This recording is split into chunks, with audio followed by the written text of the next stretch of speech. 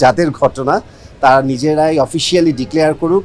আমি যতটুকু বলেছি এটুকুই আপনাদের জন্য এনাফ। ঢালিউডের জনপ্রিয় অভিনেত্রী শবনম বুবলিকে নিয়ে আলোচনা সমালোচনার যেন কোনো শেষ নেই। এবার নেট দুনিয়ায় ভাসছে এক নতুন এবং চমকপ্রদ গুঞ্জন, বুবলি নাকি এবার কন্যা সন্তানের মা হয়েছেন। কিন্তু এই খবরের সত্যতা আসলে কতটুকু, কোথা থেকেই বা ছড়ালো এই খবর, চলুন জেনে নিই বিস্তারিত।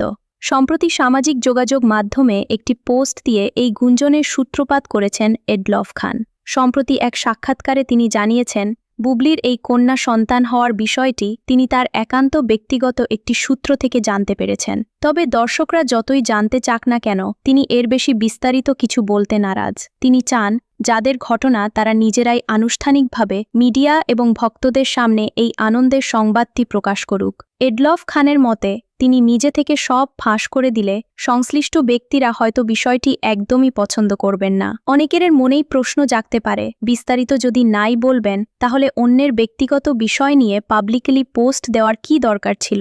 এর জবাবে তিনি জানান, তিনি জেনে বুঝেই শুধুমাত্র শুভকামনা জানানোর উদ্দেশ্যে এই পোস্টটি করেছেন। এখন প্রশ্ন হল, খবরটি কি আসলেই শতভাগ সত্যি? এই বিষয়ে এডলফ খান সবাইকে কিছুটা সময় ধৈর্য ধরে অপেক্ষা করার পরামর্শ দিয়েছেন। তিনি আত্মবিশ্বাসের সাথে এও বলেছেন যে যদি পরবর্তীতে দেখা যায় খবরটি সম্পূর্ণ মিথ্যা, তবে তিনি নির্দ্বিধায় মেনে নেবেন যে তার পাওয়া তথ্যে বা সূত্রে ভুল ছিল। আর যদি খবরটি সত্যি প্রমাণিত হয় তবে তিনি সাংবাদিকদের কাছে মিষ্টি খাওয়ার আবদার করেছেন। প্রিয় দর্শক, আপনাদের কি মনে হয়, এডলফ খানের এই গুঞ্জন কি আসলেই সত্যি হতে চলেছে, নাকি এর পেছনে রয়েছে অন্য কোনো গল্প?